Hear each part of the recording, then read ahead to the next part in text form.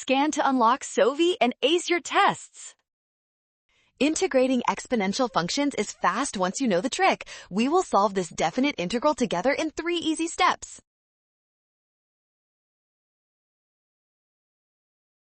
First, we need the antiderivative of 100 times e to the power of x over 4. Remember that when you integrate, you must divide by the coefficient of the exponent.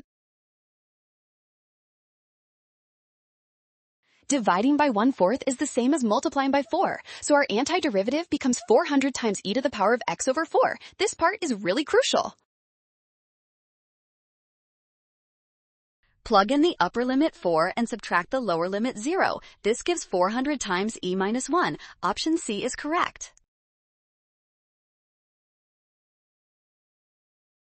Well done! Scan the code. You can learn better with Sovi. Watch signs and avoid rush. Trust given values and check steps for success.